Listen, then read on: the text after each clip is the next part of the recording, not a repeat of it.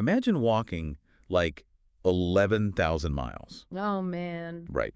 And not on a paved highway. We're talking across brutal deserts, over these jagged mountain ranges, and through, monsoon-flooded jungles. Yeah, that sounds completely exhausting just thinking about it.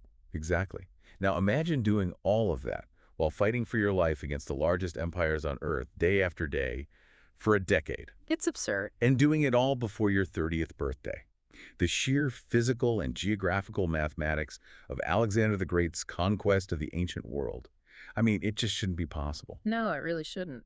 We are talking about a young guy who inherited this small regional kingdom in Greece at age 20, and within 10 years completely obliterated the known borders of the world, stretching his empire all the way to modern-day India. It breaks every conventional model of historical progression we have. I mean, usually empire building is, it's a generational project. Right. It takes decades. Exactly. You secure a border, you assimilate the people, and then maybe your grandson pushes a little further. But Alexander compressed a multi-generational geopolitical shift into a single decade. Which is exactly why we have this massive stack of historical sources in front of us today for you. Yeah. We're not here to just, rattle off a dry timeline of dates and battles. Always no. Yeah, nobody wants that. Our mission for this deep dive is to deconstruct the actual mechanics of his success. We need to dissect the psychology that drove him, the grand strategy that allowed a vastly outnumbered force to dismantle a superpower, and, well, the ultimate catastrophic unraveling of his reign. Yeah, the unraveling is the craziest part. It really is. How did a 20-something build an organization of that unimaginable scale? And more importantly, what can you learn from his unparalleled ability to solve complex problems and, his massive fatal blind spots? There's a lot to learn there. So, okay, let's unpack this. And I think we need to start not with the battlefield, but with the actual blueprint of the man himself. Because reading through these accounts, it doesn't feel like Alexander organically developed his ambition. It feels like he was engineered for it from conception. Engineered is definitely the right word. You really have to look at the psychological crucible that his parents constructed for him. The ultimate power couple. Basically, yeah. His father was King Philip II of Macedon, who was a ruthless military innovator, and his mother was Queen Olympias of Epirus, and she was this woman deeply, deeply entrenched in mysticism and political maneuvering. Right. And the mythology surrounding his birth in July 356 BC was just intensely manufactured. I mean, the stories are wild. They are. According to the ancient biographer Plutarch, Olympias claimed that on the eve of her marriage, her womb was struck by a thunderbolt. Naturally. Yeah, naturally. And on the exact day he was born, the magnificent temple of Artemis in Ephesus, which is, one of the wonders of the ancient world, it inexplicably burned to the ground. And the PR spin on that was amazing. It was brilliant. The spin was that Artemis was simply too busy attending Alexander's birth to protect her own temple. See, I always struggle with how to interpret those ancient origin myths. My instinct is just to write them off as retroactive PR. You conquer the world, and suddenly everyone remembers lightning striking when you were a baby. Well, what's fascinating here is that whether the PR was retroactive or happening in real time, it served a highly calculated function. How so? Because Alexander himself heavily encouraged these legends later in life. Projecting a divine aura was a literal political weapon for him. But I think the deeper psychological question is what happens to a child's brain when their mother consistently whispers to them that their real father is Zeus? Wow. I mean, it creates a total reality distortion field. Think about the pressure, sure, but also the total absence of a ceiling onto self-belief. Exactly. He didn't think he had limits. And then look at the practical side of his engineering. It's like the ancient version of helicopter parenting, but on steroids. Philip doesn't just hand him a sword. He buys in the greatest mind of the era.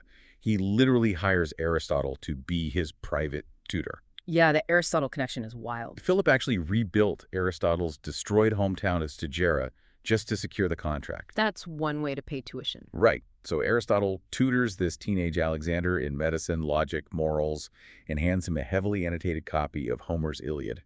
And Alexander just becomes profoundly obsessed with it. He reportedly kept it under his pillow on campaign. Yeah, the Iliad gave him a framework for his own identity. He truly viewed himself as a reincarnation of Achilles. No pressure there. Right, just living up to the greatest mythical warrior ever. So you have this boy who is told he's divinely conceived, educated by the smartest man alive, and raised by a king who had already revolutionized warfare.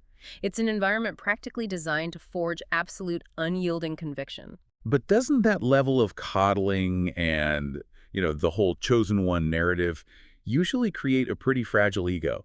Like a kid who expects the world to just hand him victories on a silver platter. It totally would if the physical courage wasn't tested and validated.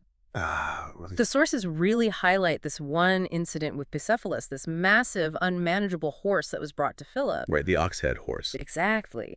And while all these older seasoned generals couldn't even ride the animal, 10-year-old Alexander noticed the horse was simply terrified of its own shadow.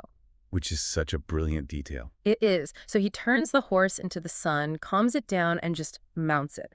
And Philip buys the horse for an exorbitant 13 talents and supposedly turns to his son and says, Macedon is too small for you. Man. Yeah, that validates the entire divine narrative with hard physical competence. It's the perfect psychological foundation. Yeah. But, unyielding self-belief doesn't stop a Persian arrow. Ambition is meaningless without a mechanism to actually execute it. Very true. So let's transition to how he actually dismantled a superpower. Philip is assassinated in 336 BC, so Alexander takes the throne at 20. He brutally purges his rivals, razes the rebellious Greek city of Thebes to the ground just to establish absolute dominance, and then crosses into the massive Persian Empire in 334 BC. And this is where his grand strategy completely subverts expectations. Yeah, tell us about the Navy problem. While the Persian Empire possessed a massive, dominant naval fleet, heavily manned by Phoenician sailors, and Alexander's Macedonian forces, they had virtually no navy to speak of. Like nothing. Right. And conventional military doctrine would tell you that you absolutely cannot invade a massive coastal empire without sea superiority. I mean, your supply lines would just get chewed up. He just ignores the water entirely. Not ignores, he nullifies it using the land. Oh, wow. Yeah, Alexander initiates a strategy to defeat a navy with an army. He methodically marches down the Afro-Asian coastline, laying siege to major naval hubs like Halicarnassus and the supposedly impregnable island fortress of Tyre. Taking their bases. Exactly. By capturing the ports, he deprives the Persian fleet of safe harbor, fresh water, and supplies. He literally starves a navy from the shore. It is a brilliant inversion of logistical warfare. Here's where it gets really interesting for me. It's that exact cognitive flexibility, his refusal to accept the premise of an impossible problem. And I think there is no better distillation of that than the Gordian knot in Phrygia. Oh, classic story. Right, so the legend stated that whoever could untie this incredibly complex ancient knot would rule all of Asia. For generations, all these leaders stared at it, picked at it, and failed because they accepted the rules of the puzzle. Alexander walks up, analyzes it, draws his sword, and just slices it in half. Yeah, and that's often brushed off as mere impatience, right? Like just an arrogant kid who didn't want to play the game. I completely disagree with that traditional interpretation. Yeah. I see it as structural problem solving. It's the ultimate hacker mindset. He realized the objective wasn't to untie the knot, the objective was to separate the ropes. Oh, that's a great way to put it. The method didn't matter. He rejected the artificial constraints that everyone else had agreed upon. And when you look at his battlefield tactics against the Persians at, Granicus, Aetius, and Gaugamela, he applies that exact same lateral thinking to physics and geometry. He really does. I mean, the physics of the Macedonian army were entirely different from the Persians, largely thanks to Philip's innovations, which Alexander then perfected. The phalanx. Yes, the core of his infantry was the phalanx. They didn't use standard spears. They used the sarissa, which was a pike that was up to 20 feet long. I mean, that's literally carrying a telephone pole into combat. Exactly. And when they organized in dense, tightly packed ranks, it created this impenetrable wall of sharp points projecting 15 feet in front of the front line. The shorter Persian weapons couldn't even get close to the Macedonian infantry. But the phalanx was slow, right? Very slow. It couldn't win a battle on its own. It was the anvil. Precisely. Huh. The phalanx pins the massive Persian army in place, just absorbing their numbers. That's the anvil. Alexander himself was the hammer. He led the elite companion cavalry. So while the enemy was bogged down trying to break the phalanx, Alexander would identify the stretching breaking points in the enemy line. And he would personally lead a wedge-shaped cavalry charge directly into that gap. Going right for the king? Straight for the Persian king, Darius III. It's highly targeted decapitation. He didn't try to kill the whole army. He just had to make the CEO run away, and the whole corporate structure of the enemy forces would collapse. Which is exactly what happened. And even when Darius tried to innovate at Gaugamela by bringing chariots with scythes on the wheels to, chop up the phalanx, Alexander just changed the rules again. Yeah, that was amazing. He trained his phalanx to simply open their ranks. So as the terrifying chariots charged in, the Macedonians just stepped aside, creating these lanes. Like a matador. Basically, yeah. The chariots passed harmlessly through the gaps, where they were easily dispatched in the rear. He absorbed the enemy's momentum rather than fighting it head-on. It's just brilliant tactical geometry. But winning a battle only buys you land. It doesn't buy you an empire. Oh, it doesn't. And I think this is the crux of his story. When you conquer a territory that massive, you have to transition from a warlord to an administrator. How do you govern a population that vastly outnumbers your own army while you're miles away from your homeland? Well, initially, his transition was really messy. After capturing the ceremonial heart of Persia, Persepolis, he allowed the city to be looted. And eventually, the magnificent palace of Xerxes was burned to the ground. Right, the Thais story. Yeah, the histories suggest it was instigated by a Greek courtesan named Thais during a drunken celebration, supposedly as revenge for the Persians burning Athens a century prior. But the sources also note that Alexander felt immediate, profound regret the next morning. Because standing in the ashes, he realized he wasn't just a Greek extracting vengeance anymore. He had just burned down his own property. Like he was the owner now. If we connect this to the bigger picture, the sheer administrative friction of the Achaemenid Empire really comes into focus. Okay, unpack that. Well, it was a vast network of satrapies, which are provinces governed by elite Persian nobles. Alexander simply did not have enough Macedonian officers with the language skills, the cultural capital, or even just the numbers to govern millions of Persians. Right, you can't just wing that. Exactly. You cannot replace an entrenched bureaucracy overnight. He absolutely needed the Persian elite to run the machine for him. And to get them to run the machine, he couldn't act like a foreign occupier. He had become Darius. He had to legitimize himself in their eyes. So he begins wearing traditional Persian royal dress. He integrates Persian units directly into the elite ranks of his army. Now, traditional history often paints this specific period as Alexander losing his mind, getting drunk on Eastern decadence, and descending into this megalomaniacal god complex. But I really want to push back on that for you listening. Okay, yeah. When he tried to introduce the practice of proskynesis, that's the Persian custom where subjects physically bow or prostrate themselves before the king, the Greeks and Macedonians were outraged. Oh, they hated it. To them, you only prostrated yourself before the gods. They thought Alexander was demanding religious worship. But to the Persians, this was just the standard social protocol for addressing the boss. So was he being a megalomaniac? Or was he just being a highly pragmatic administrator trying to stabilize a wildly diverse empire? The pragmatism argument is very strong there. From an administrative standpoint, if he didn't demand the traditional respect of a Persian king, the Persian nobles wouldn't respect his authority, and the empire would just fragment into endless rebellions. Makes total sense. He was adopting the necessary political technology of the region. The tragedy, however, is that this cold pragmatism completely alienated his core constituency, the Macedonians, who literally bled for him. Right. They felt they had conquered Persia, only to watch their king morph into a Persian. Even down to that massive forced corporate merger, the mass marriage at Susa, where he forced his top Macedonian officers to marry Persian noblewomen. Yes, the Susa weddings. The cultural friction from all this was immense, and it drove Alexander into extreme paranoia. The isolation of leadership really began to warp him. It got dark. Very dark.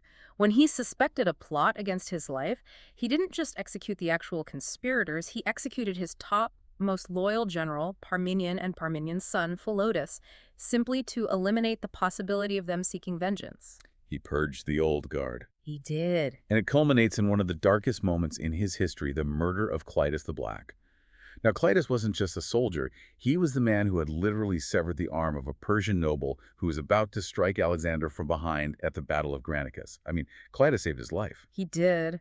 But during a drunken banquet in Samarkand, the cultural resentment just boiled over.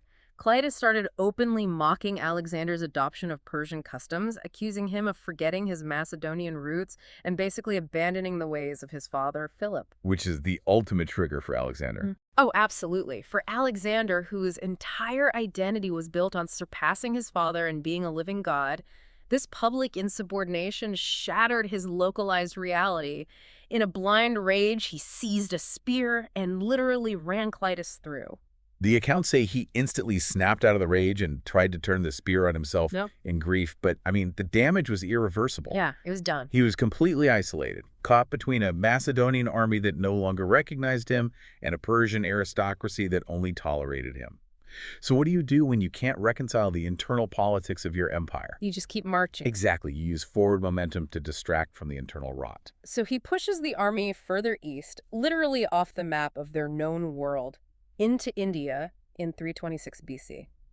At the Hydaspes River, he faces King Porus. And this is a nightmare battle. It's a brutal, terrifying engagement because the Macedonians are facing massive war elephants for the first time. The horses are terrified. The phalanx is getting trampled. Just chaos.